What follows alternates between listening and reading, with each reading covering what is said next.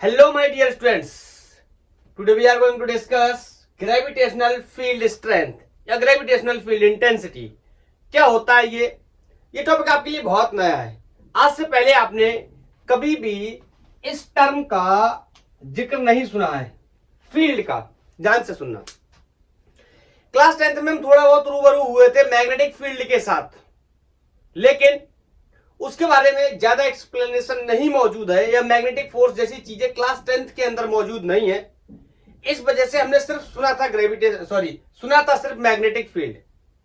आज हमें दोबारा मौका मिला है पढ़ने का ग्रेविटेशनल फील्ड।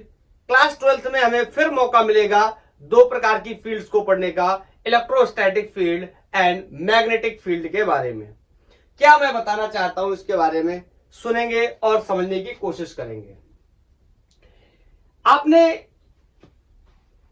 बार बार मैकेनिक्स के अंदर यह पढ़ाई करी है, कोई पार्टिकल है उस पर एफ फोर्स लग रहा है, कोई एक्सटर्नल एजेंट उस पर फोर्स लगा रहा है। हमने उसका एक्सेलरेशन, उसकी वेलोसिटी, उसका डिस्प्लेसमेंट, इवन कितना वर्क डन हुआ, सब कुछ कैलकुलेट किया। आज एक नया चैलेंज है। फोर्स तो लगेगा लेकिन लगाने वाला दिखाई नहीं देगा।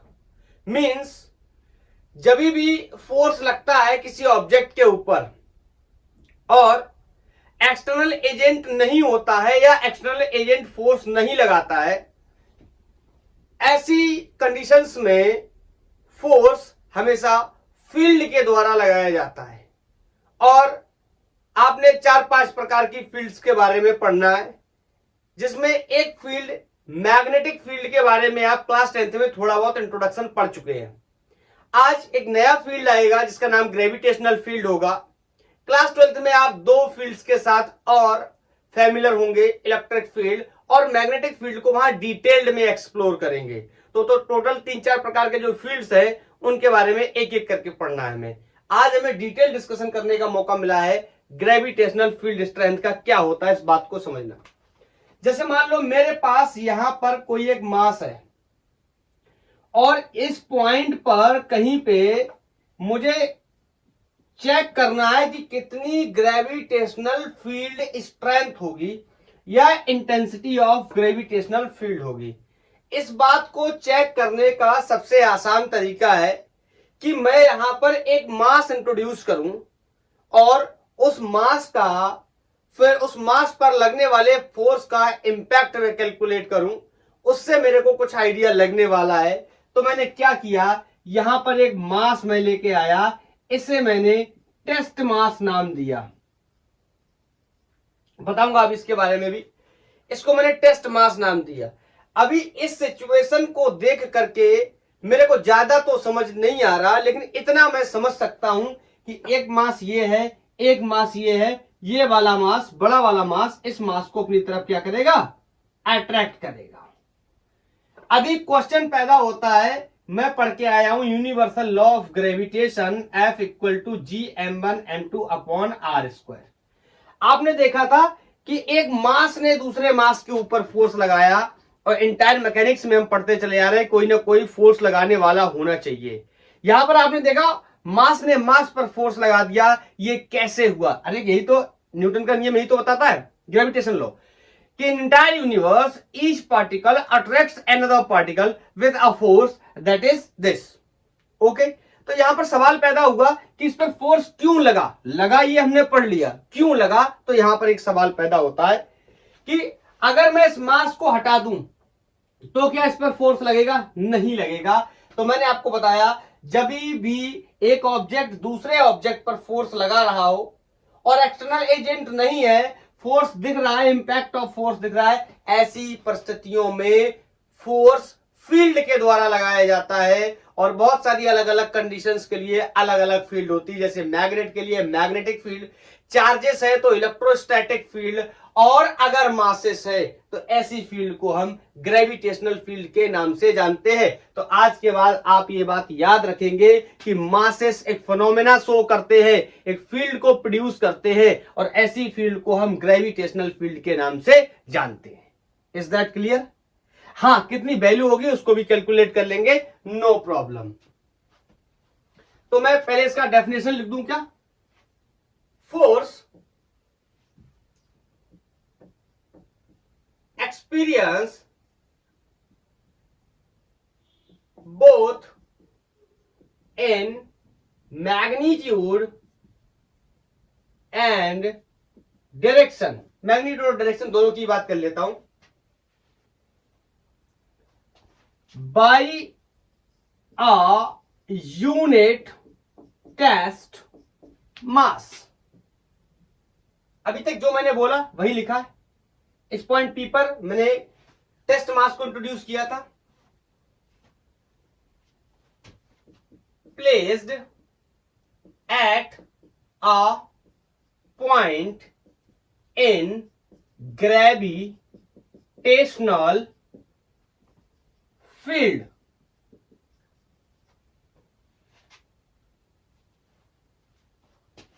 is called gravitational field strength. Field की कितनी मजबूती है, ग्रेविटेशनल फील्ड स्ट्रेंथ बोल सकते हैं हम इसे, या हम इसी को इंटेंसिटी, तीव्रता ऑफ ग्रेविटेशनल फील्ड बोल सकते हैं. ठीक है, ये लिखा हुआ है इंटेंसिटी ऑफ ग्रेविटेशनल फील्ड, अगर समझ में ना आ रहा हो तो. ठीक है, अब अगर इस बात को ऐसे समझना है तो आप ऐसे भी समझ सकते थे, इस मास को आप छुपा लो. ठीक है, आप देखोगे फिर भी इस पे एक फोर्स लगता हुआ दिखाई दे रहा है. इसका मतलब फोर्स कौन लगा रहा है? फील्ड. मैंने आपको बताया फोर्स लग रहा है, एक्सटर्नल एजेंट नहीं है लगाने वाला, तो इसका मतलब फोर्स कौन लगा रहा है? फील्ड लगा रहा है. और ऐसी परिस्थितियों में जब मास दूसरे मास को अट्रैक्ट करेगा तो फील्ड का नाम क्या होगा? Gravitational field. जब एक मैग्नेट दूसरे मैग्नेट को अट्रैक्ट या रिपल करेगा तो फील्ड का नाम मैग्नेटिक फील्ड. और जब एक चार्ज दूसरे चार्ज को अट्रैक्ट या रिपल करेगा तो वहां पे लगने वाले फील्ड्स को इलेक्ट्रोस्टैटिक फील्ड्स. हाँ, तीनों फील्ड्स में क्या डिफरेंस है? Electric field and magnetic field shows both phenomena, attraction and repulsion, but masses show only the phenomena of attraction. चलो अब इसकी बात को समझते हैं. तो ये जो ऊपर लिखा हुआ है इसको मैं मैथमेटिकली लिखता हूं. Force experience by unit charge will be equal, sorry not charge, unit mass will be equal to the gravitational field strength. इसको मैं E से रिप्रेजेंट करता हूं. Okay, this is the value. Clear है? हाँ, अब मैं चाहो तो इसके हम यूनिट वगैरह भी लिख सकते हैं, डायमेंशन भी लिख सकते हैं. तो मैं यहां यूनिट लिख देता हूं. बोलो क्या यूनिट होगा इसका? फोर्स का यूनिट न्यूटन, मास का यूनिट केजी. तो न्यूटन पर KG.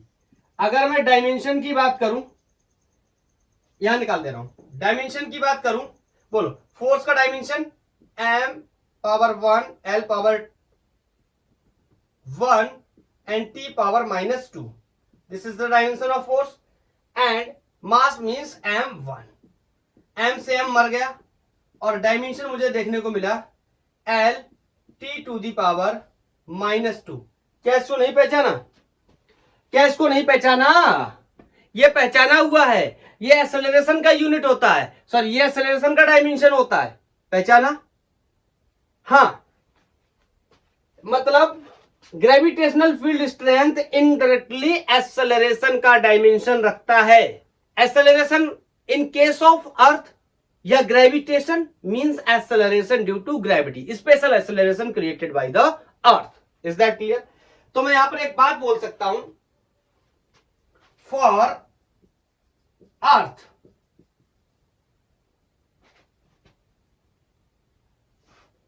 gravitational field and acceleration due to gravity are same. समझ गए? या ऐसे लिख रहा हूं ब्रैकेट में G and E are same. इसके ऊपर तो बहुत लंबा चौड़ा लेक्चर कर चुके हैं एक्सेलरेशन ड्यू टू ग्रेविटी का. अगर आपको नहीं आता और आप देखना चाहते हैं तो आप YouTube पे टाइप कर सकते हैं acceleration due to gravity by Gangwar physics, आपको पूरा लेक्चर मिल जाएगा. बोलो, मैं यहां पर साथ ही साथ एक बात और बताना चाहता हूं, मैंने जी वर्सेस आर का ग्राफ बनाया था प्रीवियस लेक्चर में, ये मैं पुराने लेक्चर से उठा करके बात कर रहा हूं। जी वर्सेस आर ग्राफ बनाया था, तो आपको याद होगा ये इस तरीके से जी वर्सेस आर ग्राफ बना था। अर्थ के सेंटर से सरकमफेरेंस तक जी की वैल्यू लगातार बढ़ रही थी, G is directly proportional to R, और जब अर्थ की सरफेस पे मैं पहुंच गया तो जी की वैल्यू कितनी हो गई, मैक्सिमम। उसके बाद जैसे ही मैं बाहर निकला तो जी की वैल्यू इस तरीके से घटना शुरू हो गई थी। याद आया? तो मैं अगर ग्राफ बनाना चाहूं E versus gravitational field strength या gravitational field intensity versus R graph, तो बिल्कुल क्या होगा, सेम होगा। क्यों? मैंने यहां पर मेंशन भी किया हुआ है कि जी और ई क्या है, एक ही चीज है। ठीक है, तो यहां पर भी मैं बिल्कुल सेम इसी तरीके से मेंशन कर दे रहा हूं। ओह,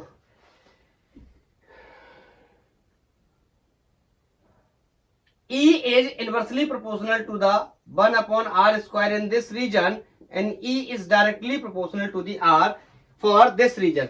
But remember, this story is only for earth. Clear? चलो, मैं इस टेस्ट मास के बारे में एक बात आपको बताना चाहता हूं। नोट कर लिया? ये ग्राफ हटा दूं? चलो मैं इधर बता देता हूं। यहां पर ये जो टेस्ट मास है ना, इसके बारे में मैं आपको कुछ बताना चाहता हूं। ये वेरी स्मॉल है। मैं इसकी वजह क्या है मैं बताता हूं। ये वेरी स्मॉल है और इसका अपना खुद का कोई फील्ड नहीं होता। अगर ये वेरी स्मॉल नहीं हुआ तो क्या होगा, अगर ये बड़ा मास हुआ तो ये अपना खुद का फील्ड बनाएगा, तो इसके फील्ड की वजह से भी तो यहां डिस्टरबेंस होगा। और मैं चेक करने आया हूं सिर्फ इस मास का, फोर्स का इन्फ्लुएंस इस मास के ऊपर। तो अगर ये बड़ा मास हो जाएगा तो इसका अपना खुद का फील्ड हो जाएगा, तो ये इंटरप्ट करना शुरू कर देगा। तो टेस्ट मास के लिए मैं क्या कहने वाला हूं कि बहुत ही छोटा मास लिया करूंगा, जहां पर भी मुझे पता करना हुआ करेगी कि इसकी वैल्यू ग्रेविटेशनल फील्ड इंटेंसिटी या ग्रेविटेशनल फील्ड स्ट्रेंथ या ग्रेविटेशनल फील्ड की वैल्यू जहां मुझे पता करना हुआ करेगी, वहां पर मैं इंट्रोड्यूस क्या करूंगा, क्या, टेस्ट मास। और टेस्ट मास की क्या खास बात है, वेरी स्मॉल है। नहीं तो क्या करेगा, अगर नहीं होगा तो otherwise it will produce its own field. Is that clear? और E जो मैंने निकाला है ग्रेविटेशनल फील्ड स्ट्रेंथ, ये बिल्कुल एक्सेलरेशन ड्यू टू ग्रेविटी की तरह आया। इस वजह से मैं इस ग्राफ को बनाने में भी सक्षम हो गया। क्लियर है? हाँ, एक बात मैं यहां पर और बताना चाहता हूं। अब मैं इसको, मुझे हटाना ही पड़ेगा या इधर हटा देता हूं।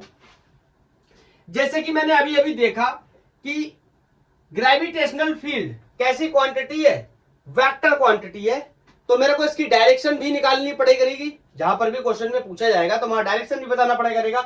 तो ई की डायरेक्शन किसके डायरेक्शन में होगी, फोर्स के डायरेक्शन में होगी। बहुत ही साधारण बात है, द डायरेक्शन ऑफ ई लिख दे रहा हूं। ठीक है, gravitational field will be in the direction of gravitational force. क्या आप मेरी बात को समझ पाए? क्लियर है कॉन्सेप्ट? हटाऊं इसको मैं? तो ये तो जनरलाइज वे में मैंने समझ लिया कि क्या होता है ग्रेविटेशनल फील्ड और क्यों होता है ग्रेविटेशनल फील्ड, ये मैंने आपको बता दिया। जब कोई ऑब्जेक्ट दूसरे ऑब्जेक्ट पे फोर्स लगाए और फोर्स लगाने वाला वह मौजूद ना हो, इस परिस्थिति में फोर्स कौन लगाता है, फील्ड। अलग अलग जगहों पे अलग अलग फील्ड हो सकता है। अगर मैग्नेट्स की बात करेंगे तो मैग्नेटिक फील्ड होगा, चार्जेस की बात करेंगे तो इलेक्ट्रोस्टैटिक फील्ड होगा या इलेक्ट्रिक फील्ड के नाम से भी जानते हैं। और अगर मासेस की बात करेंगे तो ऑफकोर्स कौन होने वाला है, ग्रेविटेशनल फील्ड होने वाला है। क्योंकि आज हम पहली बार पढ़ रहे हैं किसी फील्ड को। 12th में जाके आप दो फील्ड्स के बारे में और पढ़ाई करेंगे अच्छे से। चलो, अब जैसे कि इस पढ़ाई को शुरुआत से जब हम लेके चले आ रहे हैं तो एक वर्ड बहुत कॉमन है, बार बार पॉइंट मासेस की बात करते हैं कि this is applicable only for point masses, gravitation law is applicable only for point masses. तो पॉइंट मास की वजह से कितना ग्रेविटेशनल फील्ड बनेगा ये भी कैलकुलेट कर लेते हैं। Gravitational field due to a point mass. ठीक है, तो ये मेरे पास कोई पॉइंट मास है। ठीक है, और लेट्स से ये पॉइंट कोई P है और इस जगह पे मेरे को ग्रेविटेशनल फील्ड स्ट्रेंथ बतानी है या ग्रेविटेशनल इंटेंसिटी बतानी है कितनी होगी। मैं आपको बार बार एक बात का जिक्र करूंगा, मैं कहूंगा जिस जगह पे आपको फील्ड निकालनी है ग्रेविटेशनल फील्ड, वहां पर आप एक टेस्ट मास का इंट्रोडक्शन करो। टेस्ट मास के इंट्रोडक्शन से मेरे को एक बात पता चल जाएगी कि टेस्ट मास को मैं किस लिए यूज कर रहा हूं, फोर्स के डायरेक्शन के लिए। तभी फोर्स का डायरेक्शन पता चल जाएगा, उसी से मैं पता कर लूंगा डायरेक्शन ऑफ ग्रेविटेशनल फील्ड। तो मैं जहां पर मैंने इस पॉइंट मास सॉरी इस टेस्ट मास के बारे में लिखा था, वहां पर आप एक बात और मेंशन कर लो कि it is used for find the direction of force. Okay, चलो अब मैंने यहां पर जैसे ही टेस्ट मास का इंट्रोडक्शन किया, बोलो क्या होगा।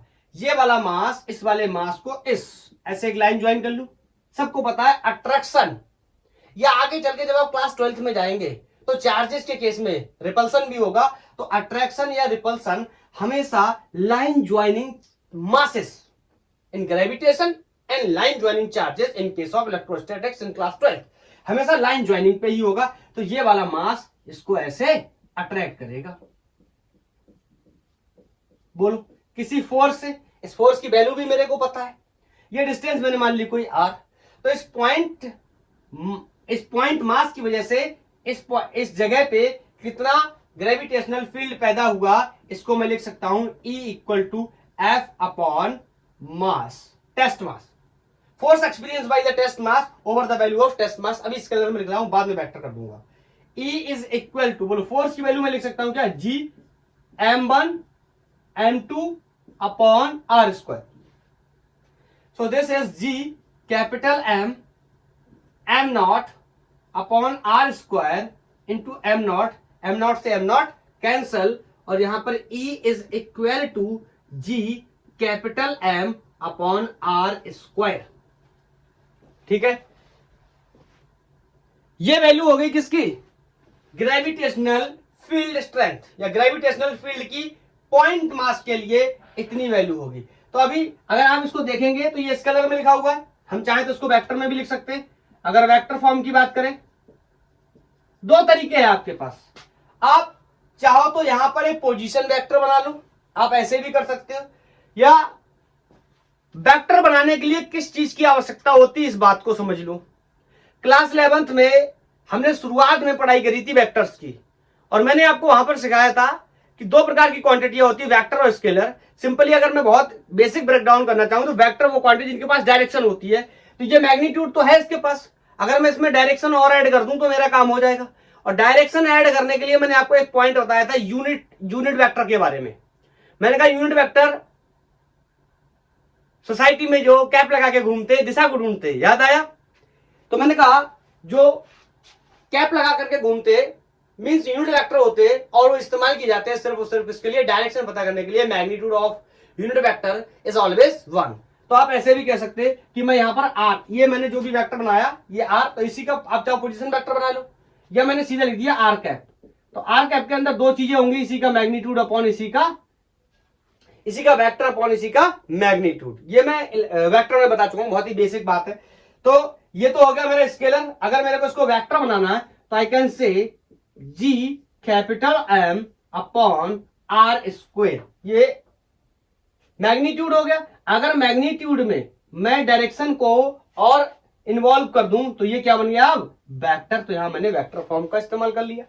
इसको मैं एक्सपोज भी कर सकता हूं, and this can be write vector r over modulus this. There are the two modulus already, एक मॉडुलस और आएगा तो 3 मॉडुलस हो जाएंगे। तो GM r vector upon r cube, this is the vector form of gravitational field due to a point mass. Clear? किसी point mass की वजह से इतना ग्रेविटेशनल फील्ड बनेगा। आप चाहते तो यहां पर कोई पॉइंट O मान लेते, यूनिट वेक्टर बना लेते, बोलो डायरेक्शन P से O की तरफ हो जाती। Is that clear? क्योंकि ये अट्रैक्ट करेगा, mass is so always the phenomena of attraction but charges so repulsion as well. तो वहां पर हमें देखना पड़ेगा कि क्या यूनिट वेक्टर बन सकता है, चार्जेस सिमिलर है या फिर डिससिमिलर है। Is that clear? तो ये नोट कर लिया। चलो जल्दी फटाफट नोट करो इसको, हटाऊं। बार बार हम लोग एक चीज के बारे में डिस्कस करते हैं, जहां पर भी हम वेक्टर क्वांटिटी देख लेते हैं वहां पर हम एक प्रिंसिपल का इस्तेमाल करते हैं, that is called principle of superposition. It is nothing but the vector sum of the given quantity. जो भी क्वांटिटी है, फोर्स है, कुछ भी है, उसको अपन क्या कर लेते हैं, वेक्टर सम कर लेते हैं। तो इस प्रिंसिपल को अपन सुपरपोजिशन के नाम से जानते हैं। अब मैं इसका बहुत ही लंबा चौड़ा आपको एक्सप्लेनेशन नहीं देने वाला हूं, मुद्दे की बात आपको मैं समझाने वाला हूं, ध्यान से सुनना। अगर मेरे से बोला जाए क्या है सुपरपोजिशन ऑफ ग्रेविटेशनल फील्ड, मैंने फोर्सेस में भी बताया था सुपरपोजिशन। वहां पर मैं सिंपली क्या बोलता था, किसी एक मास पर लगने वाले सारे forces due to the other mass का वेक्टर सम। ऐसे ही मैं यहां पर आपको बोल सकता हूं कि जैसे लेट्स से एग्जांपल के लिए मान लो ये कोई मास रखा है m, और यहां से एक मास यहां पर मौजूद है जिसका नाम लेट्स से कोई m1 है, और एक मास कोई यहां पर मौजूद है, लेट्स से इसका नाम कोई m2 है। तो आपको पता है, पहले तो मैं लाइन ज्वाइन कर लेता हूं लाइक दिस, ये डिस्टेंस में r1 मान लेता हूं और ये डिस्टेंस में r2 मान लेता हूं। क्या होगा, मेरे से कहा जाए सुपरपोजिशन, तो आपको पता है ये वाला, अब ये बड़ी बात ये होती है कि किस पर देखना है, किस पर देखना है। तो मैंने चूज किया इस मास के ऊपर। मैं इन दोनों मासेस के द्वारा जितना भी फील्ड क्रिएट होगा इस मास के ऊपर वो इंपैक्ट देखने वाला हूं। तो मैंने इसको ले लिया और बताओ ये वाला मास इसको क्या करेगा, ऐसे अट्रैक्ट करेगा। बोलो, तो इसका फील्ड मैंने लिख दिया E2 because direction of E will be in the direction of F। Sir ये भी तो इसको अट्रैक्ट करेगा, लेकिन मैंने क्या बोला, हम किसको रेफरेंस बना रहे हैं, हम इन दोनों मासेस के द्वारा इस पर देख रहे हैं, इस पर कितना फील्ड क्रिएट होगा। ये वाला मास इसको ऐसे अट्रैक्ट करेगा। Is that clear? Simply by the field E। अब क्या होगा, आपको पता है, मैं यहां पे इसका वेक्टर डायग्राम बना रहा हूं। सबको पता है कि field is a vector quantity. इसकी वैल्यू मैंने E1 लिख दी और लेट्स से इसकी वैल्यू मैंने कोई E2 लिख दी। Gravitational field is a vector quantity, तो आपको पता है दो वेक्टर क्वांटिटीज को मैंने जोड़ा है, तो कहीं ना कहीं इनका क्या आएगा, इनके बीच में कहीं ना कहीं रिजल्टेंट आएगा। ठीक है, और रिजल्टेंट भी कैसा होगा, वेक्टर। दो वेक्टर्स को जोड़ रहा है तो रिजल्टेंट भी कैसा होगा, वेक्टर। तो सिंपली बस मैं इतना कहना चाहता हूं, E and vector is going to be E1 vector plus E2 vector। क्या करना है, सिंपली वेक्टर सम करना है। If there are n masses, बहुत सारे मासेस है मान लो, तो मैं कह सकता हूं En is going to be E1 vector plus E2 vector plus E3 vector plus E4 vector plus dot dot dot dot dash dash dash dash En vector। Is that clear? सारे forces सारे masses के द्वारा create किया गया field और a particular मास जिसपे हमें calculate करना है। Is that clear? हाँ, अभी आप बोलोगे सर यहां पर तो दो आपने मासेस कैसे रख दिए, तो मैं इसकी एक इनिशियल पिक्चर दिखाता हूं आपको। ये पहले मैंने हटा दिया, लेट्स से पहले मैंने हटा दिया और ये पॉइंट रख दिया, लेट्स से कोई पॉइंट P, और answer is calculate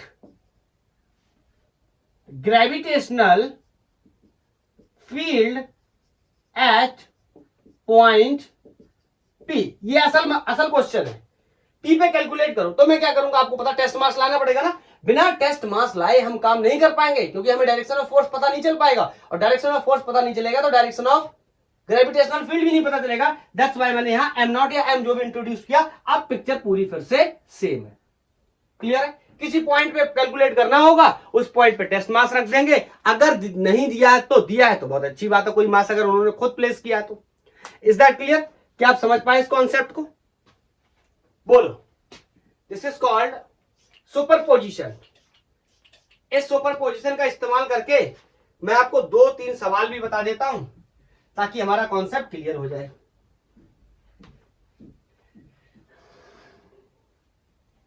first question है, बहुत ही इंटरेस्टिंग क्वेश्चन है। मैं इस क्वेश्चन के बारे में आपको बताना चाहता हूं ये क्वेश्चन आपको कई बार मिलेगा।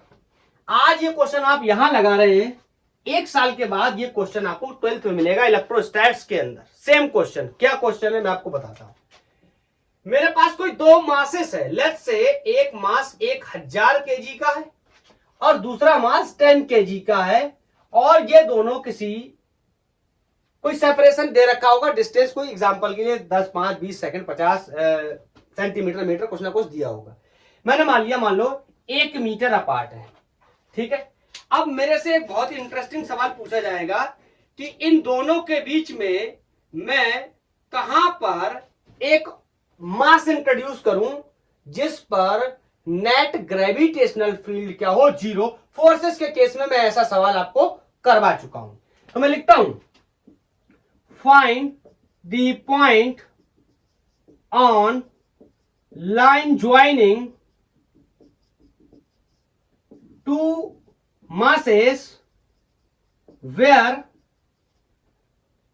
third टेस्ट चार्ज लिख दे रहा हूं, टेस्ट, सॉरी चार्ज नहीं, mass, test mass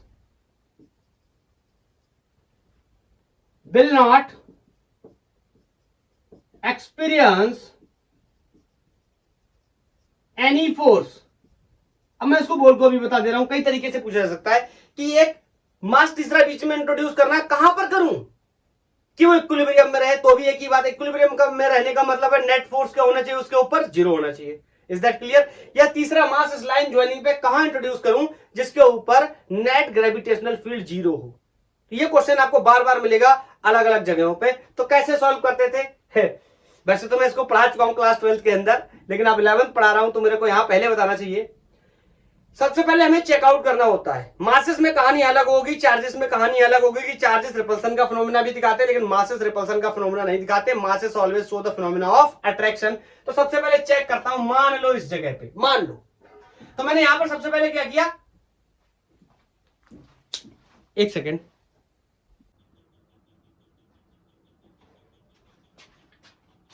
sorry guys, light जाने की वजह से थोड़ा सा डिस्टर्बेंस हो गया। चलो दोबारा से कैरी करते हैं, पहले इस पॉइंट पे चेक करते हैं। ओके, ये वाला मास क्या करेगा, इस m0 को अट्रैक्ट करेगा, ये वाला मास भी इसको क्या करेगा, अट्रैक्ट करेगा।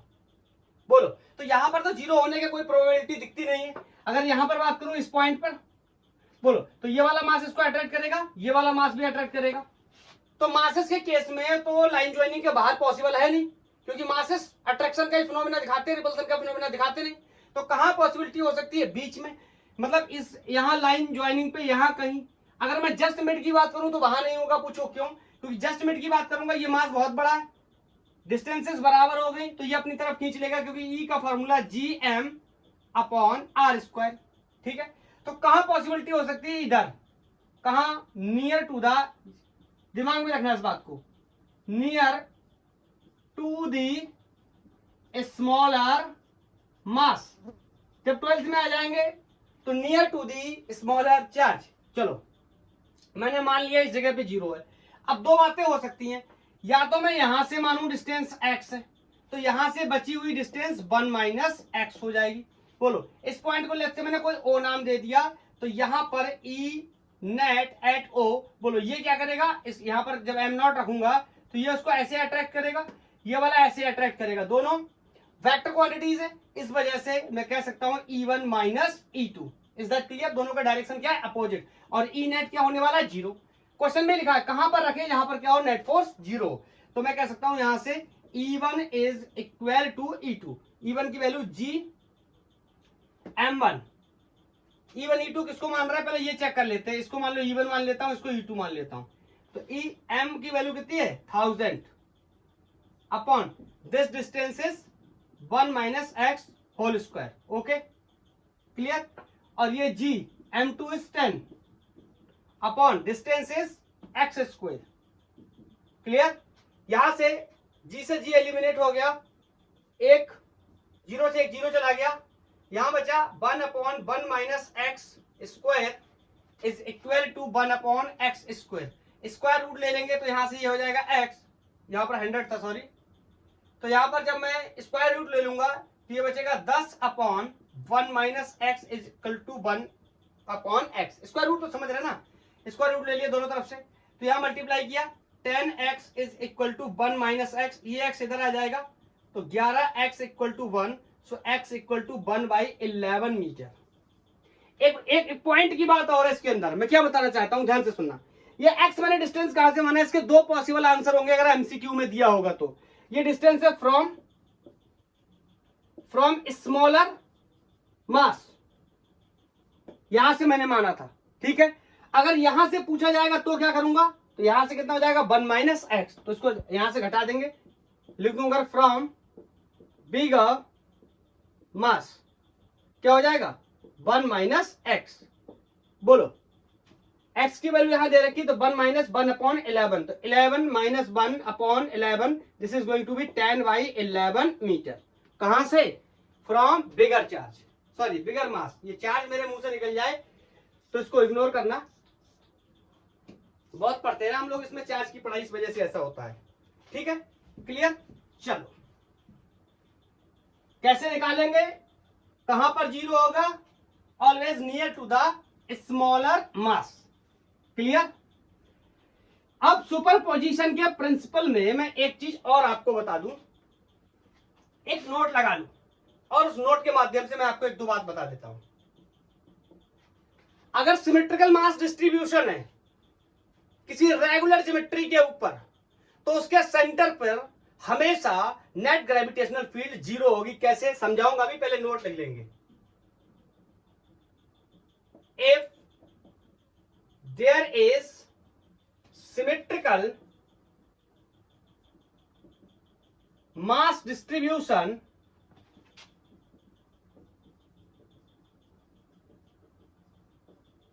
on a regular geometry, regular body या regular geometry, net gravitational field at center will be always zero। ठीक है, कैसे समझते हैं एक दो एग्जांपल के साथ। जैसे ये कोई इक्विलैटरल ट्रायंगल है, सिमेट्रिकल मास डिस्ट्रीब्यूशन है, हर जगह मास मैंने क्या रखे हैं m। यहां पर ये कोई एक स्क्वायर शेप का ज्योमेट्री है, यहां पर भी मैंने मास m, यहां पर भी मैंने मास m, यहां पर भी मैंने मास m और यहां पर भी मैंने मास m रखे, कोई भी ज्योमेट्री। अब जैसे मान लेता हूं ये एक रिंग है, इसका थोड़ा सा डिफरेंट केस है, इसके बारे में भी बताऊंगा। तो यहां पर रखा इसके सेंटर पे, सेंट्राइड, तो बोलो यहां पर जब मैं मास रखूंगा m0, ये ऐसे अट्रैक्ट करेगा, ये ऐसे अट्रैक्ट करेगा, ये ऐसे अट्रैक्ट करेगा, सबके बीच में 120 डिग्री का एंगल होगा और नेट सेंटर पे जीरो होगा। ऐसे यहां पर अगर मैं रखूं एक m0, तो ये इसको ऐसे अट्रैक्ट करेगा, ये ऐसे करेगा, ये ऐसे करेगा, ये ऐसे करेगा, और नेट सेंटर पे कितना हो जाएगा जीरो। बोलो ये कैसा है, ये कॉन्टिन्यूअस मास है, ठीक है। ये कैसा है, कॉन्टिन्यूअस मास। कॉन्टिन्यूअस मास का मतलब इसमें मास पूरे सरकमफेरेंस पे फैला हुआ है, पेरिफेरी पे फैला हुआ है। ये सेंटर, तो इस छोटे से एलिमेंट की वजह से, इसकी वजह से, इसकी वजह से, इसकी वजह से, हर एक एलिमेंट की वजह से यहां पर क्या होगा, सेम अट्रैक्शन होगा ऊपर की तरफ, तो यहां पर भी ई नेट क्या हो जाएगा, जीरो। इस बात को भी प्रूव भी करूंगा मैं। हाँ, अब इनके केस की अगर मैं बात करूं कि ये बात एक बार फॉर्मूले से सॉल्व हो जाए तो मैं आपको अच्छे से समझा पाऊंगा। ये समझ गए। अब मैं आपको इसको ना, इसका एक सॉल्यूशन लगा के दिखाता हूं। इसका मान लेता हूं ये एक स्क्वायर है और इसकी चारों साइड लेंथ क्या होंगी, ए होंगी, ठीक। अब मैं यहाँ पर इसका रफ एक डायग्राम बना दूं डायगोनल के लिए। बता ये ए, ये तो पूरी दूरी कितनी हो गई, √2a, और उसका आधा a/√2। अरे यहां से ध्यान से सुनना, यहां से यहां तक की दूरी कितनी हो गई, a/√2। तो बताओ सारे मासेस m है, सारी दूरियां सेम है, a√2 और कहां है, सेंटर पे। तो बताओ एक ये हो गया और एक ये हो गया, इसको भी मैं e लिख ले रहा हूं, और e का जनरल रिजल्ट यहां लिख दे रहा हूं, gm/r²। और r की वैल्यू इस पर्टिकुलर क्वेश्चन के लिए a/√2 का स्क्वायर। तो सबके लिए e की वैल्यू क्या होगी, सेम। तो बताओ एक ये वेक्टर क्वांटिटी, एक ये वेक्टर क्वांटिटी, इन दोनों का रिजल्टेंट यहां कहीं आएगा, ठीक है। कुछ भी रिजल्टेंट होगा, मान लो e डैश रिजल्टेंट हो, ऐसे नीचे ये एक वेक्टर क्वांटिटी है, इन दोनों का रिजल्टेंट आएगा। तो बोलो इनका इनका एंगल भी सेम है, इनका इनका एंगल भी सेम है, वैल्यू भी सेम है। तो ये जो ई डैश ऊपर वाला है और ये नीचे वाले ई डैश के क्या होगा, बराबर, चाहे वैल्यू डाल के सॉल्व कर लो यही आएगा। तो ये एक दूसरे से क्या हो जाएंगे, कैंसिल। तो नेट फील्ड सेंटर पे कितना हो जाएगा, 0। क्या नोट की इंपॉर्टेंस समझ पाए, बहुत कुछ समझाएगा ये आपको। अगर रेगुलर ज्योमेट्री है और उसके सेंटर पर पूछा जाए कितना ग्रेविटेशनल फील्ड होगा, अगर सिमेट्रिकल मास डिस्ट्रीब्यूशन है, सारे कॉर्नर्स पे मास सेम रखे, या फिर रेगुलर मास है तो इस तरीके से सिमेट्रिकल मास डिस्ट्रीब्यूशन है, हर पर यूनिट लेंथ में मास क्या है, सेम। अब क्वेश्चन ये पैदा होता है कि अगर मान लो यही इक्विलैटरल ट्रायंगल है और सेंटर पे ना पूछ के, मान लो यहां मास m रखा है, यहां मास m रखा है, यहां मास m रखा है, यहां सेंटर पे ना पूछ के अगर यहां पूछ ले, ठीक है, तो क्या 0 होगा ना, तब 0 नहीं होगा, तब 0 नहीं बताया मैंने बताया सेंटर पर 0 होगा। तो यहां क्या होगा, बहुत ही आसान है, ये मास m0 है, ये इसको ऐसे क्या करेगा, अट्रैक्ट, ये इसको क्या करेगा, ऐसे अट्रैक्ट। बताओ इक्विलैटरल ट्रायंगल है तो ये साइड लेंथ l है, तो ये डिस्टेंस कितनी होगी, l/2, ये डिस्टेंस भी कितनी होगी, l/2। बोलो, तो इसके लिए मैं E1 लिख दे रहा हूं और इसके लिए मैं क्या लिख दे रहा हूं, E2। क्या समझ पाए, बोलो ये वैल्यू और ये वैल्यू बराबर होगी क्योंकि मासेस सेम है, डिस्टेंस भी सेम है, तो E1 E2 एक दूसरे को क्या कर देगा, कैंसिल। अब इस मास की वजह से ये वाला मास इस लाइन पे, सबको पता है लाइन पे ही अट्रैक्ट या रिपल करेंगे, ऑफ कोर्स यहाँ पे तो अट्रैक्ट करेंगे। तो बोलो ये बचेगा नेट इतना। इसको कैसे निकालेंगे, बहुत ही आसान है मेरे लिए, मैं लिख सकता हूं E इज इक्वल टू क्या होता है, G मास की वैल्यू M अपॉन डिस्टेंस। इसके लिए तब तक मैं नाम कोई AO कर दे रहा हूं, ये AO स्क्वायर, ये AO मैं निकालूं तो मेरा काम हो जाएगा। ये भी मेरे लिए बहुत आसान है, कैसे समझना, इक्विलैटरल ट्रायंगल है, ये एंगल कितने का होगा, 60 डिग्री का, सबको पता होगी ये बात। ये दूरी कितनी है, l/2, तो ये हो गया l/2 का cos 60 और ये हो गया l/2 का sin 60। बोलो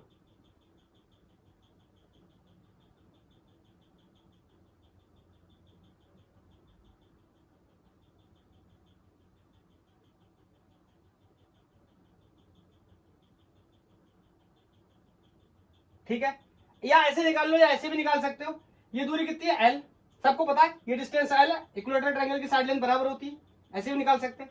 ये l/2 और ये l, तो ये कितना होगा आपको पता है, l स्क्वायर, पाइथागोरस थ्योरम लगा रहा हूं, l स्क्वायर किस किस के बराबर होता है, इसके स्क्वायर के, l/√2 के स्क्वायर के, प्लस ये वैल्यू नहीं है तो इसको ऐसे लिख ले रहा हूं ये बंद तो नहीं लग रहा आपको, नाम लिख दे रहा हूं, चलो AB का स्क्वायर और उसका क्या होता है, रूट। इज दैट क्लियर, नहीं यहां स्क्वायर लगा हुआ तब रूट नहीं, ठीक है। और मेरे को ये AB निकालना है, तो बोलो ये कितना हो गया, l/4, क्लियर है, ये l स्क्वायर, ये कितना हो गया, l²/4 प्लस AB स्क्वायर। देखो ध्यान से समझो, ये 1 है, ये 1/4 है, मतलब एक है, ये क्वार्टर है, एक क्वार्टर में से एक में से एक क्वार्टर जाएगा तो कितना बचेगा, 3 क्वार्टर। अरे एक में से एक पौवा चला गया, 3 पौवे l² is equal to AB। तो जब इसका रूट लेने जाऊंगा तो l तो बाहर निकल जाएगा, 2 भी बाहर निकल जाएगा, √3 अंदर रह जाएगा और आंसर हो जाएगा AB का। जो भी मैंने वैल्यू मानी थी AB OA, इससे कोई लेना देना नहीं है, ठीक है। मतलब AB ही क्या है, OA। यहां पर मेरी गलती ये हो रही है, यहां पर मेरे को l/2 नहीं करके l करना चाहिए था, l cos 60 l sin 60। फिर भी आप देखेंगे ये वैल्यू कितनी आ रही है, l sin 60, तो l sin 60 की वैल्यू कितनी होती है, √3/2, तो भी वैल्यू यही आ गई। Is that clear. तो यहां पर मैं वैल्यू डाल दूंगा, E इज इक्वल टू, इसकी डिस्टेंस कितनी आ गई, GM अपॉन OA स्क्वायर, मतलब l² √3 का स्क्वायर 3 और इसका स्क्वायर 4 और ऊपर पलट जाएगा, तो ये आंसर हो गया। क्लियर, कैसे निकालेंगे ये भी मेरे लिए बहुत आसान है, बोलो। और जिनने वेक्टर पढ़ा तो उनके लिए इतनी चीज तो आसान होने ही वाली है, समझ गए ना। मैंने क्या किया, इस पे निकाल, यहाँ इस पॉइंट पे निकालने गया था, इसकी वजह से 0 हो गया, सिर्फ इसकी वजह से बचा। अब इसकी वजह से बचा तो लिख दिया, ये डिस्टेंस प्ले में आ रहा था, इसको दो तरीके से निकाल सकता हूँ, ये l/2 है, ये l है, तो इससे पाइथागोरस थ्योरम से निकालूंगा तो अभी इतना ही आएगा, या फिर कंपोनेंट सिस्टम का इस्तेमाल कर सकता हूँ, ये एंगल cos ये एंगल कितना होगा 60। अरे इक्विलेटरल ट्रायंगल में सारे एंगल 60 डिग्री के होते, तो ये 60, तो ये हो गया एल का cos 60 और इसका परपेंडिकुलर हो गया एल का sin 60, तो यही किसके बराबर होगा इसके। तो यहाँ पर यहाँ चाहो तो ऐसे निकाल लो एल sin 60, इसको उठाकर यहाँ लिख सकते, किसी वेक्टर को हम पैरेलली शिफ्ट कर सकते। चलो 2 सवाल क्लियर हो गए। अब नेक्स्ट क्वेश्चन है कि अगर मास पॉइंट ना हो, कॉन्टिन्यूअस मास हो, तब मैं ग्रेविटेशनल फील्ड की वैल्यू को किस तरीके से कैलकुलेट करूंगा। मतलब कोई पॉइंट मासेस नहीं है और मास डिस्ट्रीब्यूटेड है किसी लेंथ पे, किसी एरिया पे, किसी वॉल्यूम पे, तो कैसे कैलकुलेट करूंगा। तो सबसे पहला आर्टिकल हेडिंग लगा लेते हैं, ग्रेविटेशनल फील्ड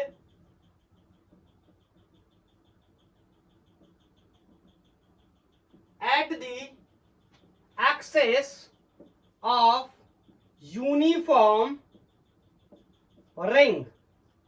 ठीक है, मेरे पास कोई क्या है, यूनिफॉर्म रिंग है। जैसे ये रिंग मैंने बना ली, ये यूनिफॉर्म रिंग है, इसके एक्सिस पे मैंने यहां लेफ्ट से कोई पॉइंट ले लिया P, और यहां से मैंने बोल दिया मान लो ये दूरी R है और इस रिंग का रेडियस आपका जो मर्जी करे, A ले लो, R ले लो, बड़ा R ले लो, क्या दिक्कत है। ठीक है, अब मुद्दे की बात समझना।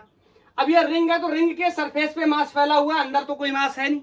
मेरे से कहा जा रहा है इस पॉइंट पर कितना ग्रेविटेशनल फील्ड बना होगा इस रिंग की वजह से एक्सिस पे, वो बताओ। तो इस रिंग की वजह से तो मैं बता नहीं सकता, क्योंकि मैंने जो भी पढ़ाई करी है that is applicable only for point masses. लेकिन मैं उसका दूसरा रूप करके एक काम कर सकता हूं, इस रिंग को अगर मैं छोटे छोटे एलिमेंट्स में काट लूं तो बोलो हर एक एलिमेंट क्या हो जाएगा, एक पॉइंट मास की तरह बिहेव करेगा। तो पॉइंट मास की वजह से मैं निकाल सकता हूं। Is that clear. चलो ये एलिमेंट मैंने काटा, मान लो dl, इसका मास कितना हो गया dm। तो बताओ इसको मैं इसको ऐसे मिला दे रहा हूं, तो ये वाला dl सेगमेंट का जो मास है dm, वो यहां पर मैं क्या पहले इंट्रोड्यूस करूंगा, पहले इंट्रोड्यूस कर लेता हूं। अरे टेस्ट मास को डायरेक्शन के लिए, तो ये इसको ऐसे अट्रैक्ट करेगा। Is that clear. हर एक एलिमेंट, चलो मैं 2 ही ले लेता हूं, यहां से ले लेता हूं, तो ये इसको ऐसे अट्रैक्ट करेगा। बोलो अट्रैक्ट करेगा का मतलब ग्रेविटेशनल फील्ड भी क्रिएट करेगा। तो मैंने बोल दिया छोटू सी एलिमेंट dl जिसका मास dm है, उससे छोटू सा फील्ड de जनरेट हो गया। Is that clear. इससे भी de फील्ड जनरेट हो गया। ये एंगल थीटा मान लिया, तो ये एंगल भी क्या होगा, थीटा। अब इसका मैं वेक्टर रिजोल्यूशन करने जा रहा हूं, ध्यान से सुनना। यहां पर कोई वेक्टर de है और एंगल थीटा पे है, तो मैं इसके कंपोनेंट बनाना चाहूं तो इसका एक कंपोनेंट इधर आ जाएगा de cos थीटा, और एक कंपोनेंट परपेंडिकुलर डायरेक्शन में de sin थीटा। मैं आपको बहुत बार बता चुका हूं, ये कंपोनेंट और ये कंपोनेंट दूसरे परपेंडिकुलर होना चाहिए। ये यहां क्यों नहीं बनाया, इसके पीछे क्या है, इंपैक्ट। इंपैक्ट कुछ इस तरह है, मतलब ऊपर है और आगे है। अब अगर मैं इसकी बात करूं तो इसको अगर मैं रिजॉल्व करूं तो फिर से इसका एक कंपोनेंट इधर आ जाएगा, क्या, de cos थीटा। इधर लिख दे रहा हूं, प्लस de cos थीटा इस वाले कंपोनेंट की वजह से, और फिर से इसका परपेंडिकुलर कंपोनेंट ये आ जाएगा, कहीं इसका ऊपर आया तो इसका नीचे आ जाएगा, यहां पर de sin थीटा। तो मैं आपसे पूछूं नेट E इन y डायरेक्शन, बोलो मैग्नीट्यूड दोनों के क्या है, सेम, डायरेक्शन क्या है, अपोजिट। तो मैग्नीट्यूड डायरेक्शन सेम होने की वजह से वर्टिकल डायरेक्शन में या y डायरेक्शन में कोई भी gravitational field axis of ring पे नहीं होगा वर्टिकल डायरेक्शन में। अगर हॉरिजॉन्टल की बात करूं तो यहां आ गया de cos थीटा इसकी वजह से, फिर de cos थीटा इसकी वजह से, तो क्या लिख दूं 2de cos थीटा, कहां पर, एक्सेस पर। क्या ये बात सही है, बिल्कुल गलत है ये बात। क्यों गलत है बताता हूं। यार आपने 2de cos थीटा कैसे रेकमेंड कर दिया, आपको पता है यहां तो इंफिनिटी एलिमेंट है, ये मैंने 2 एलिमेंट की वजह से निकाला, इसलिए 2de हो गया। अगर इसका निकालता तो 3, इसका निकालता तो 4, इसका निकालता तो 5, इसका निकालता तो 6। इसका मतलब de अगर का इंटीग्रेट कर दूं, एक का निकालूं और सबका इंटीग्रेट कर दूं, और de की वैल्यू कितनी लिख सकता हूं, de cos थीटा। समझ गए 2de cos थीटा क्यों नहीं। अगर 2 लिखना है तो इस कंपोनेंट का 3 लिखो, फिर इसका 4 लिखो, इसका 5 लिखो, इसका 6 लिखो, हर एक एलिमेंट की वजह से बढ़ जाएगा। दैट्स व्हाई मैंने एक का लिखा, इसको अपन क्या कर देंगे, इंटीग्रेट कर देंगे। चलो जल्दी से इसकी वैल्यू को एक्सपोज कर देते हैं। आपको पता है de की वैल्यू क्या हो सकती है, g dm element mass, G M upon R square. तब तक के लिए मैं एक काम कर दे रहा हूं, ये दूरी आर है, ये दूरी एक्स है, सॉरी ये दूरी आर है, ये दूरी ए है, ये दूरी कितनी हो जाएगी R square plus A square to the power half, और इसको मैं तब तक एक्स मान ले रहा हूं। क्या किसी को कोई दिक्कत? बिल्कुल भी नहीं होनी चाहिए। एक्स स्क्वायर बोलो, और कॉस थीटा, ठीक है। अब जो जो कांस्टेंट है उनको अपन क्या करेंगे, बाहर निकाल लेंगे। जी क्या है? कांस्टेंट। ये एक्स कांस्टेंट है क्या? बिल्कुल कांस्टेंट है। ये दूरी सबके लिए बराबर होगी, एक्स भी कांस्टेंट है। क्या कॉस थीटा कांस्टेंट है? हाँ कांस्टेंट है। बताता हूं वो भी कैसे। अंदर बच्चा कौन? डी। ध्यान से सुनना। थीटा क्या होता है? सर्कुलर आर्क अपॉन रेडियस, यही तो थीटा होता है ना।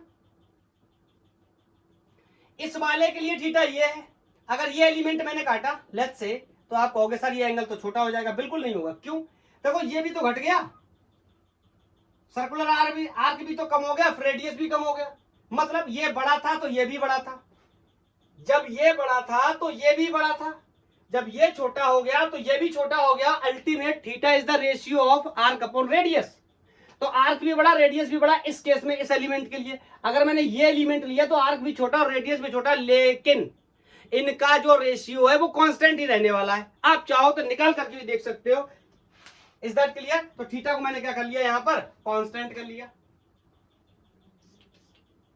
बोलो,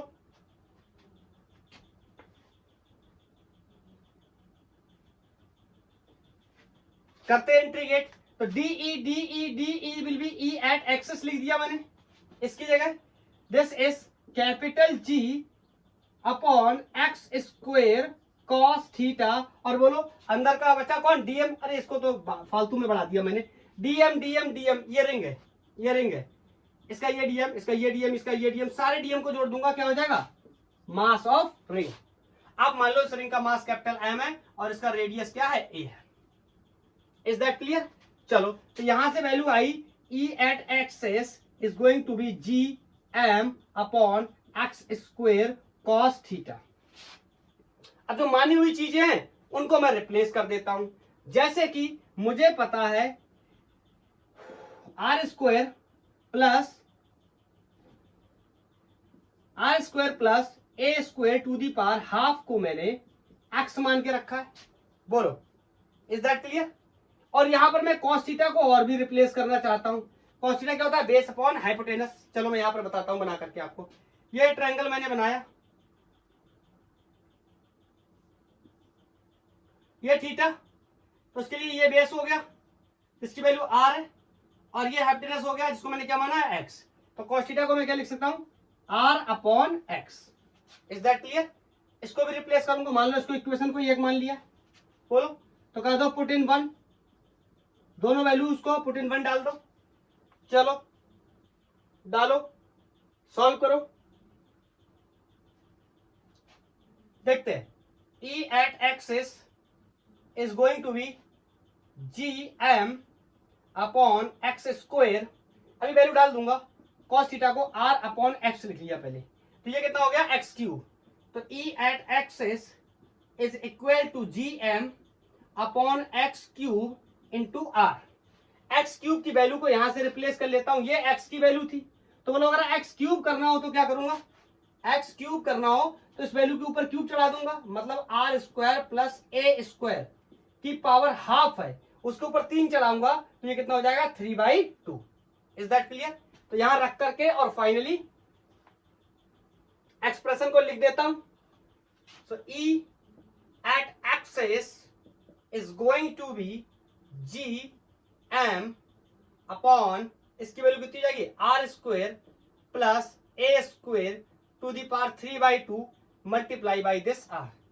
guys, this is the value of gravitational field at the axis of a ring.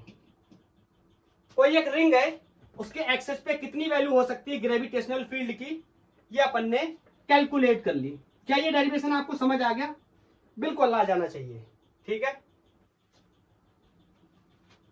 अब एक सवाल मैं आपसे पूछना चाहता हूं, छोटी छोटी बातें कुछ इसमें डिस्कस कर लेता हूं। ये रिंग है, यहां पर था मैं, अगर मैं पूछूं एट सेंटर ई की वैल्यू कितनी होगी? तो आप बोलोगे सेंटर पर आने का मतलब है R square plus A square की पावर 3/2, इसकी वैल्यू कितनी होनी चाहिए? 0। यही तो बोलोगे ना, बोलो। क्लियर है? तो ई की वैल्यू कितनी हो जाएगी? 0। E at centre is going to be 0। और थोड़ी देर पहले अभी मैंने आपको बताया था कि अगर कोई सिमेट्रिकल मास डिस्ट्रीब्यूशन है और सेंटर पे ई की वैल्यू पूछी जाए तो कितनी होगी? 0। यहां से भी जो 0 आया था थोड़ी देर पहले बताया था, मास हर जगह फैला हुआ है, ये डीएम ये डीएम ये डीएम, यहां रख दो छोटू एम, ये सब इसको ऐसे अट्रैक्ट करते रहेंगे और ई की नेट वैल्यू क्या हो जाएगी? 0। थोड़ी देर पहले भी ये बात बताई थी, मैंने कहा था प्रूफ करके भी बताएंगे, प्रूफ भी कर दिया, डेरिवेशन भी कर लिया। Is that clear? एक बहुत ही अच्छा सवाल पैदा होता है कि ई की वैल्यू मैक्सिमम कहां होगी? वेयर ई की वैल्यू मैक्सिमम। तो इसके लिए मैं आपको एक तरीका बताने जा रहा हूं। सबसे पहले तो पॉइंट बता रहा हूं, उस पॉइंट को आप याद कर लो, फिर कैसे ये भी बता दूंगा। R is equal to A by √2 distance पे कितनी वैल्यू होगी? This is E max is going to be G M upon 3√3 A. बोलो, नॉट ए स्क्वायर। ठीक है, कैसे थोड़ा सा बताता हूं आपको। मैंने एक बात बता रखी है, अगर किसी की मैक्सिमम वैल्यू मुझे निकालनी है तो मैं अगर उसका ग्राफ बनाऊं ई वर्सेस आर ग्राफ, तो बताओ इसकी वैल्यू मैक्सिमम कहां होगी? जहां पर स्लोप क्या होगा? 0। Is that clear? तो जहां पर स्लोप 0 होगा वहां पर ई क्या होगा? मैक्स। ये देखो ना, यही तो मैक्सिमम वैल्यू इस ग्राफ में ई की। बोलो, और स्लोप का मतलब अगर मैं इसको ऐसे करके बताऊं, ये y एक्सेस है, ये x है, तो स्लोप का मतलब dy over dx should be 0। इसका मतलब उसका मुझे डिफरेंशिएशन करना पड़ेगा और जो पहला डेरिवेटिव आएगा अगर मैं उसको क्या कर दूं? 0, तो वहां से वैल्यू मेरे को पता चल जाएगी। कैसे समझाता हूं। ये ई की वैल्यू आई है G M R upon R square plus A square to the power 3/2। मैं क्या कर दूंगा, अगर मेरे को मैक्सिमम वैल्यू निकालनी कहां होगी? सबसे पहले तो आर की वैल्यू पता चल जाएगी, वो डिस्टेंस पता चल जाएगी, और वो डिस्टेंस जब मैं यहां पर रखूंगा तो मेरे को ई की वैल्यू पता चल जाएगी। तो सबसे पहले मेरे को क्या करना चाहिए? D E upon D R करना चाहिए, फिर उसको 0 करना चाहिए। तो differentiation with respect to distance not time, DE upon D R, this is going to be DE upon D R, D over D R of G M R upon R square plus A square की power 3/2। अब देखो यार, मैं इसमें time बर्बाद नहीं करना चाहता डिफरेंशिएशन में। इसको जब आप डिफरेंशिएट करोगे और उसके बाद डिफरेंशिएट करने के बाद इस वैल्यू को जब आप 0 कर दोगे, यही तो एक्चुअल मतलब है, तो यहां से ये आर की वैल्यू पता चल जाएगी। कितनी आएगी? इतनी। और जब इस आर की वैल्यू को उठा करके लाकर आप यहां रखोगे, आर की वैल्यू डालोगे, आप चाहो तो चेक कर लो, आर की वैल्यू कितनी डाल दो? a/√2, यहां पर भी डाल दो और यहां पर भी डाल दो, आंसर ये आ जाएगा। क्लियर है? तो कैसे आएगा? इसका पहला डेरिवेटिव बनाएंगे, डिफरेंशिएशन करेंगे। डिफरेंशिएशन भी कैसे करते हैं ये भी मैं आपको बता दे रहा हूं। इसको ऊपर लेके जाएंगे, माइनस पावर 3/2 हो जाएगी। तो पहले तो इसका करेंगे, फिर चेन रूल से करेंगे। ठीक है, अगर आपको आता है तो अच्छी बात है, नहीं आता तो थोड़ा सीखना पड़ेगा।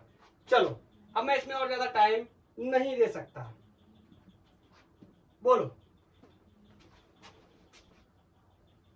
क्लियर है? एक आर्टिकल मेरे को और कराना है, उसके बाद मैं इस लेक्चर को ऑफ करना चाहता हूं। रिंग की वजह से निकाल लिया मैंने, अब मैं डिस्क की वजह से निकालना चाहता हूं कि अगर मेरे पास एक डिस्क है तो उसके एक्सिस पर कितना ग्रेविटेशनल फील्ड होगा। तो हेडिंग लगा लो, gravitational field at the axis of अ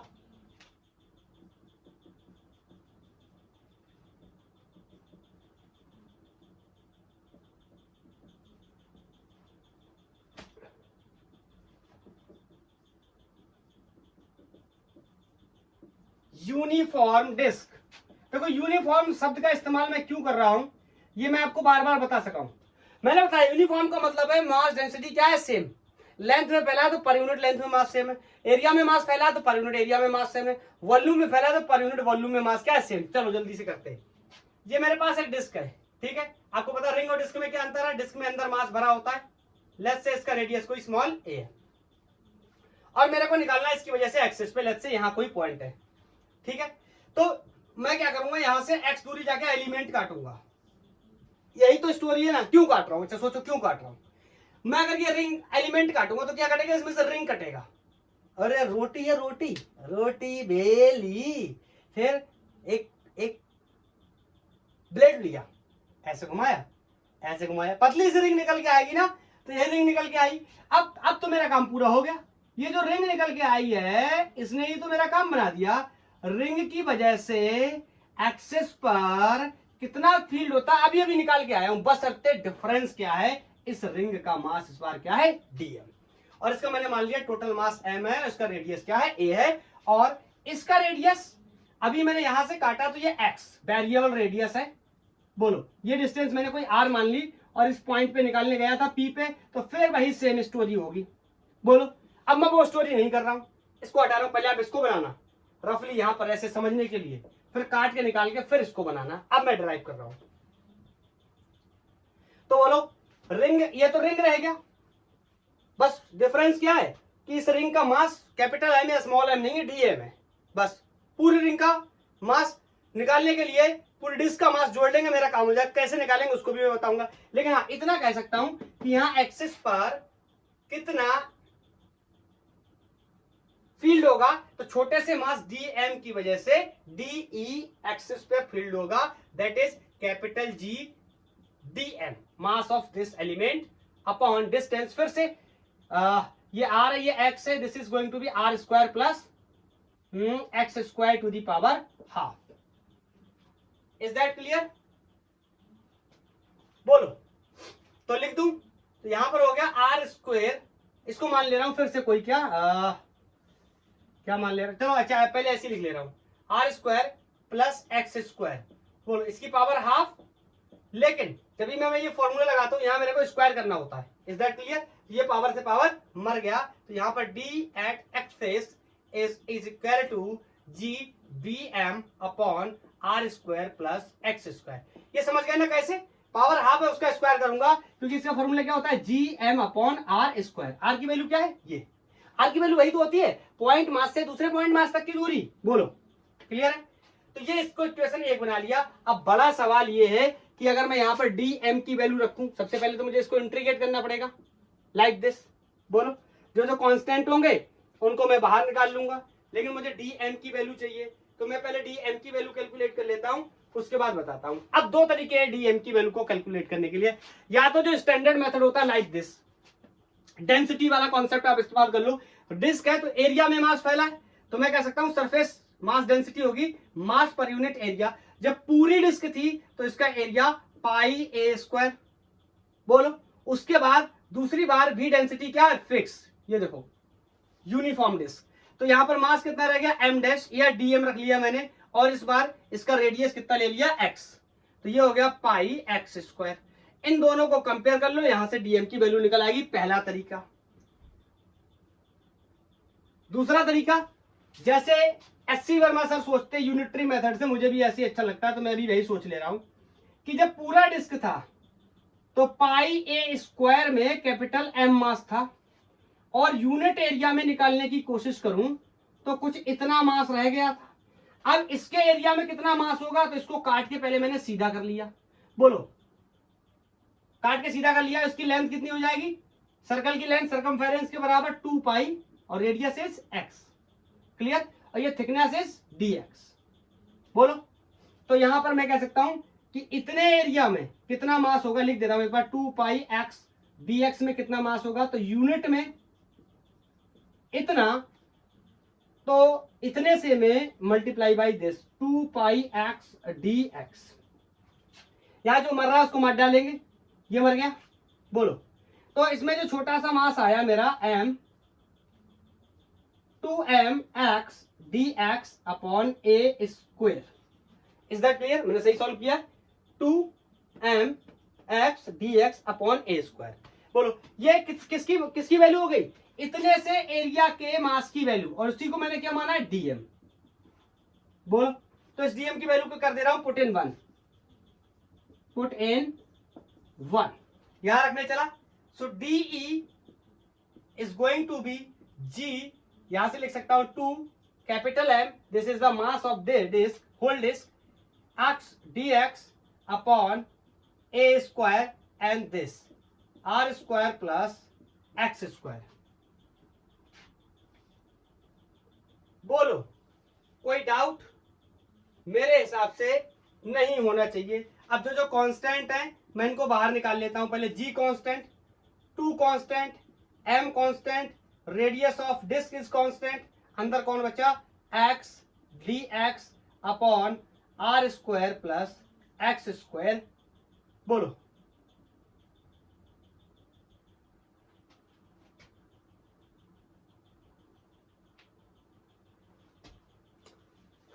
फिर एक गलती हो गई, सॉरी, अभी अभी बहुत ही अर्ली स्टेज है, बच गए हम लोग निकल के।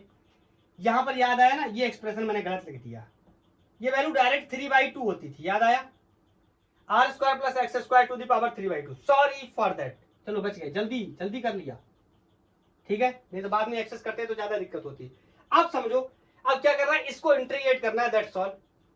बोलो क्या कोई डाउट है? और लिमिट लगानी है ना, ये जो डिस्क थी, डिस्क की लिमिट कहां से, 0 से और रेडियस ए तक, ठीक है। अब मैं यहां पे आपको कुछ एजम्पशन बताता हूं, जल्दी से मान लेते हैं ना तो जल्दी सॉल्व हो जाएगा। R square plus X square को लेफ्ट से ए स्क्वायर कंसीडर कर लो, तो बोलो ये एक्स की वैल्यू कितनी हो जाएगी, ए, और डी एक्स को मैं कैलकुलेट लिख सकता हूं डी ए। ये मैंने मान लिए कैलकुलेशन को फास्ट करने के लिए, नहीं तो ये वेरिएबल लगेंगे कई सारे। अब जल्दी हो जाएगा मेरा काम, कर लिया नोट, रखूं? चलो मैं इनको सबको पुट कर रहा हूं। So dE is going to be 2gm upon A square, integral of X की जगह ए, dx की जगह da, और इसकी जगह X square plus R square की जगह ए स्क्वायर, उसकी पावर 3/2, ठीक है, ए स्क्वायर उसकी पावर 3/2। तो ये 2 से 2 मर गया। बोलो तो यहां पर dE is equal to 2gm upon A square, यहां बचा A, D A upon A to the power 3, ये इससे चला गया तो यहां पर बचा 2, और इस 2 को मैं ऊपर ले आता हूं, तो dE is equal to 2gm upon A square, इसको ऊपर लाया A to the power -2 with respect to D A. अब दोनों ही इंटीग्रेट हो जाएंगे, एक जैसे फंक्शन बना के रखे मैंने, ए टू दी पावर -2 का integration with respect to D A, limit from 0 to A. कर लिया note, 1 2 3।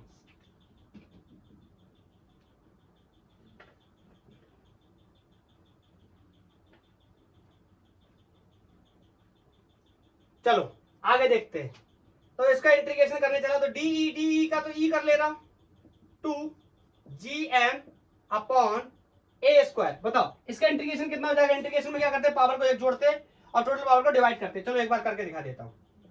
A to the power 2 में से एक जुड़ा, टोटल पावर को डिवाइड किया, ये हो गया integration, limit from 0 to A. इसलिए कितना हो गया, A to the power -1 upon -1, 2gm upon A square, इसको मैंने लिख लिया ए टू दी पावर -1, यहां माइनस ऐसे लिख ले रहा हूं -a, ठीक है, लिमिट फ्रॉम 0 टू ए। एक स्टेप को बचा ले रहा हूं, ए इनवर्स को मैं 1 अपॉन ए रख सकता हूं, ठीक है। अब लिमिट मत डाल देना, इसकी जगह ये, इसकी जगह ये, पहले ए की वैल्यू डाल दो। कैपिटल ए की वैल्यू मैंने क्या मानी थी, बोलो, R square plus X square का स्क्वायर था ये, तो यहां तो स्क्वायर है नहीं, तो मैं कह सकता हूं ये क्या बचेगा, रूट। क्लियर है? तो पहले इसको रख देता हूं, ये मैंने माना था पीछे, आप चेक कर सकते हैं, 2gm अपॉन ए स्क्वायर। सबसे पहले अपर लिमिट, पहले तो वैल्यू को डालना पड़ेगा, -1 upon under root X square plus R square minus, नहीं पहले तो ये वैल्यू को रखना, लिमिट तो बाद में, 0 से a। अब डालेंगे लिमिट, पहले अपर लिमिट, फिर माइनस का साइन, फिर लोअर लिमिट। अपर लिमिट किसकी जगह, x की जगह या r की जगह? तो r की जगह मत डाल देना, r तो एक फिक्स वैल्यू है इस जगह पे। कौन वेरी कर रहा है, रेडियस, तो किसकी जगह डालूंगा, रेडियस की जगह, मतलब x की जगह क्या डालूंगा, a। तो यहां पर डालूंगा माइनस अपर लिमिट पहले, इसकी जगह कितना हो गया, a square plus r square, फिर माइनस का साइन, और माइनस माइनस प्लस। ये माइनस, ध्यान से सुनना, upper limit minus lower limit होता है, ये माइनस के साथ हो गया, ये क्या हो गया, प्लस 1 अपॉन, बोलो यहां पर x की जगह क्या रख दूंगा, 0, तो क्या बचेगा, सिर्फ r स्क्वायर। ठीक है, करो नोट, इधर बताता हूं। चलो अभी सब पूरा हटा ही देता हूं। मजा आ रहा ना, तेज धीरे लगा करें तो बता दिया करो। और वैसे बताने की भी कोई खास बात है नहीं, तेज लगे तो YouTube पे ये फैसिलिटी है, आप धीरे कर सकते हो, धीरे लगता है तो आप 2x कर सकते हो, सब कुछ आपके हाथ में है, बस आपको पढ़ाई करने का मन होना चाहिए। क्लियर? तो यहां से मैं लिख सकता हूं E at axis due to this, बोलो देखो, अब थोड़ा सा अगर आप मेरी मदद करो तो ये r बाहर निकल आएगा रूट के, और इसको मैं आगे लिख ले रहा हूं, तो इसको मैं लिख ले रहा हूं 2gm अपॉन a स्क्वायर। बोलो इसको मैं अगर इधर इस साइड लिख लूं तो ये हो जाएगा 1 अपॉन r, कोई दिक्कत, r स्क्वायर रूट हट जाएगा तो r बचेगा minus 1 upon a square plus r square का root, a square plus r square का रूट। एक चीज मुझे लगता है रह गई कहीं से, हाँ 100% रह गया, अब उसको कहां से लाऊं, कहां से लाऊं उसको? अब चेक करना जाके ये कहीं पे r छूट गया यहाँ पे, ठीक है, इतना कोशिश की मैंने, फिर भी एक r कहीं पर रह ही गया। और कहां पर रह गया है ये बात मैं आपको ऐसे बता दे रहा हूं, जब हमने dm की वैल्यू रखी थी तो वहां पर बहुत ही आसान हो गया, कोई काम बताने की जरूरत ही नहीं है। सबसे मैंने गलती कहां कर दी, gm r upon r square plus a square की पावर 3/2, ये रिंग की एक्सिस पे फॉर्मूला होता है, मैंने ये लिखा ही नहीं, इतना लिखते हुए चलाया तो बहुत ही अच्छा है। r बस आप सब में ऐड कर लेना, सब में r ऐसे लगा लेना, ठीक है, आप समझ गए होंगे शायद। चलो ठीक है, अब यहां पर मेरा r है, मैं इसको एक तरीके से और लिख सकता हूं, इस r को अंदर मल्टीप्लाई कर सकता हूं, तो ये r अपॉन r मर जाएगा, 1 हो जाएगा, और ये r upon a square minus cos a square minus a square plus r square, तो इसको ऐसे ही छोड़ दे रहा हूं। एक तो ये तरीका हो गया लिखने का, दूसरा कॉस थीटा के टर्म्स में लिख सकता हूं, कैसे मैं बताता हूं। ये जो एलिमेंट काटा था ये यहां से एंगल थीटा बना था, याद आया, ये वैल्यू कितनी थी, r, पूरी डिस्क की बात कर रहा हूं, पूरी डिस्क जिसका रेडियस कितना था a। तो अगर मैं यहां पर cos थीटा की वैल्यू लगाऊं तो cos क्या होता है, बेस अपॉन हाइपोटेनस, तो ये तो हो गया बेस r, और हाइपोटेनस की वैल्यू क्या होगी, इसका स्क्वायर प्लस इसका स्क्वायर रूट के अंदर a square plus r square under the root, तो I can say a square plus r square, ये वैल्यू हुई cos थीटा की। तो अगर मैं इस r को अंदर मल्टीप्लाई कर दूं तो I can say E at axis is going to be 2gm upon a square r upon r minus r upon a square plus r square का रूट, ये तो मर के 1 हो गया, और r upon under root a square plus r square क्या हो गया, cos थीटा। तो इसका दूसरा फॉर्मूला भी बहुत चर्चित है, मैं यहां मेंशन कर दे रहा हूं, E at axis due to a disk 2gm upon a square, अंदर में यहाँ 1 और r upon under root a square plus r square की वैल्यू क्या होगी, cos थीटा। तो ये दोनों ही तरीके से सॉल्व किया जा सकता है, अगर एंगल दिया है और फील्ड पूछा गया है यहां से सॉल्व कर देंगे, एंगल नहीं दिया गया है, डिस्टेंस एक्सेस की दे रखी है, रेडियस दे रखा है, तो यहां से सॉल्व करते हैं। Is that clear? I think सारे ही लोगों को बहुत मजा आया होगा। और आज की क्लास में मैंने ग्रेविटेशनल फील्ड से रिलेटेड बहुत सारी बातें बताई, नेक्स्ट लेक्चर में, आज तो रिंग का निकाला है, नेक्स्ट लेक्चर में और भी जो चीजें उनकी वजह से बकाया है, जैसे सॉलिड स्फीयर, हॉलो स्फीयर और रिंग के सेंटर पे निकाल लिया, सेमी रिंग वगैरह, इन सब का भी अगर टाइम बचेगा तो उसमें मैं बता दूंगा। बोलो, तो ये दोनों डेरिवेशंस क्लियर हो गए होंगे। अगर कहीं पे कोई डाउट हो तो एक दो बार आगे पीछे करके देख लेना। तो आज के लिए इतना ही। थैंक यू, धन्यवाद। पढ़ाई करते रहिए।